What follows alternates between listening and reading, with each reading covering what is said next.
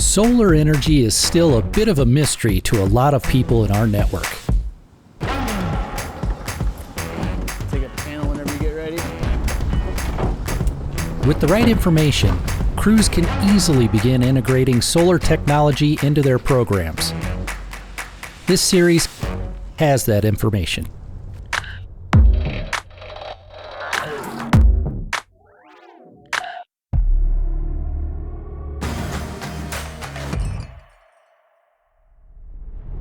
Part 2 of the Home Energy Pro Solar series will teach you the function of PV components through a step-by-step installation of a typical PV system. We learned in the site assessment episode that solar is a great addition to just about any home. Working this technology into weatherization programs can be as easy as calling the right professional. It looks like a pretty easy setup on this guy. Yeah, we'll have fun with it. Before we can start an install, we need to address worksite safety and take a few minutes to double check the condition of the roof.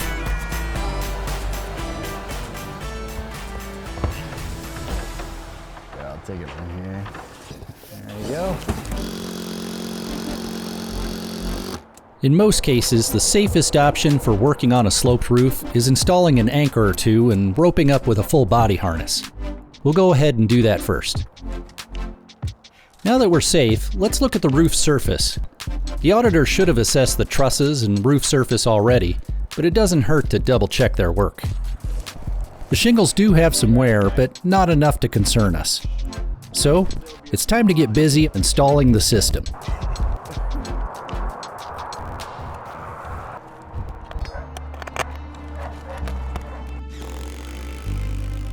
Laying out the support rails literally sets the framework for the project. About like average size system. 11 modules, roughly like 4.5 kilowatts. Carefully measuring, snapping lines, and double-checking measurements can be time-consuming. But take the time now, it'll pay off. We're just laying down our array edges. So we know where we need to put our flash foot attachments. So these little red dots right here, these are gonna be where all of our attachments are. So this will be one row, this will be the second row of rails for this top row of mods. Spacing is determined by the manufacturer and whether you're mounting the panels in a horizontal or vertical orientation. Standoffs are attached first. They're anchored directly into the roof trusses. The tricky part is finding those trusses. Good measurements will get you 90% of the way, but it's not guaranteed. Little tools like this can make quick work of finding those locations. Throw in the hole, give it a little turn. We know that we hit where the stud starts. Kind of go over just a little bit more. The shape of the standoff protects the anchor from leaking, if they're placed correctly. Proper flashing and placement comes first. Sealant is only used as an added safety measure, and leave an exit in your sealant downslope. You never want to trap water. Anytime you're working on a roof, think about the direction of water movement.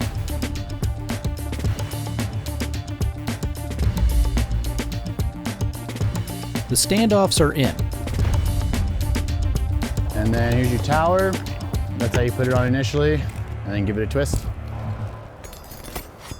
Now we can start laying rails to support our panels. The standoff and rail system allows for height adjustment to account for uneven roof surfaces. We'll roughly level them now and fine-tune things once the panels are in place. We'll also leave the rails a bit long and cut them flush at the end of the job. You want your panels to sit completely flush next to each other. That's why we do it all the way high. So if you ever do need to lower it, the weight of the panel will kind of drop it down to where it needs to go. Rails don't just support the panels. They also serve as a continuous ground for the system and a mounting point for microinverters and wiring.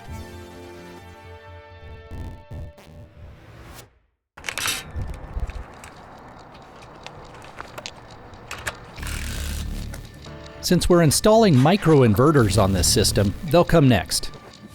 Inverters convert the DC energy from the sun to AC energy used in a home or business. A microinverter does this individually for each panel. There should be 11 of these because that's the amount of panels. This is your DC connection. They plug into here like so. You can see on here DC and AC. So that just slides in on the DC side and it clicks. Microinverters are mounted directly to the rails and wired in parallel. Make sure you put them in the right spots to work with the panels you're installing. Since microinverters work independently, if one panel is shaded or damaged, it won't affect the output of the remaining panels. That's a huge advantage. They also allow for easy system expansion by adding on more panels and microinverters. More and more residential installations are employing microinverters despite their higher upfront cost.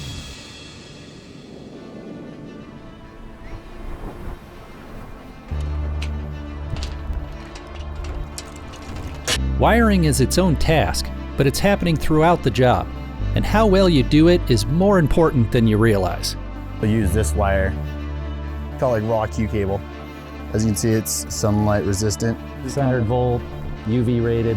Wet, dry, the whole nine. This is specific to like the brand of microinverters. This is what connects them all together. Take care to securely attach wires to the rails and protect connections from excessive exposure to moisture. UV-stable zip ties are okay, but try to use wiring clips supplied by the rail manufacturers, even if it costs a bit more. Any wires touching roofing material or sharp pieces of the array will fail prematurely. That's the biggest rule of thumb when it comes to these solar arrays. Your wires cannot be touching the roof. Strain relief loops are also essential. A roof experiences extreme temperature swings, which means our wiring will expand in the summer and contract in the winter. Tight wires installed during hot months will stress and break when it turns cold. Feeding power from the solar array to the home can be accomplished in various ways.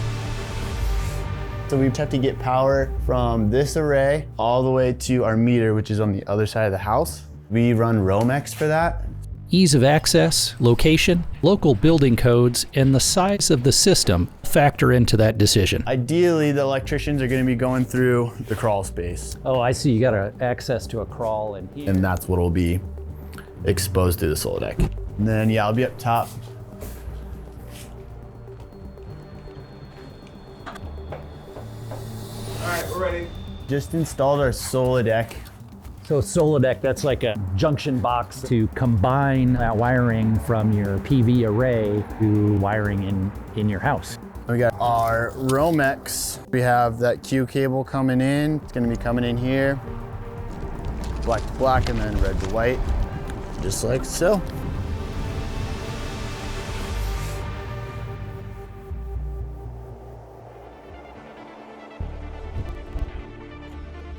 All right. You ready? Yep. Panels go on next. Do everything you can while you're still on the ground, because these are a bit tough to handle on the roof. Sweet. And rotate. Yep. Check the panels for damage and the polarity of the connections before handing them up to the roof crew. This is called priming the panel. Making these wires so they don't droop, and they also land in our microinverter. Panels are clamped to the rails with hardware supplied by the manufacturer. Most of the clamps have tiny teeth that dig into the aluminum, ensuring a solid ground. So you guys are plugging those into the microinverters as you go along? Yeah, that's why we pre-manage on the bottom. So you want those panel leads to be not underneath anything or twisted. Saves us time on the roof, so we're not having to hold the module for as long. Manufacturers will specify how close you can mount the panels, since the frames expand and contract with temperature. And with our spacing, we just like a little spacer jig. Makes lives a little bit easier for us. When installing panels, it's best to work systematically so you can easily reach wiring and avoid stepping on panels as your array starts to fill in.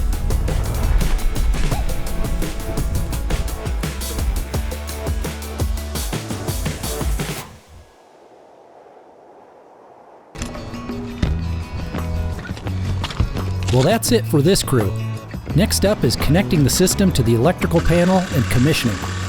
Tune in to part 3 of our solar series for that portion of the process. Incorporating PV into your program might seem daunting. Hopefully this series demystifies the process.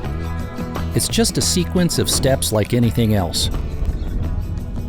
Once you get going, it'll be a huge benefit to the clients you serve.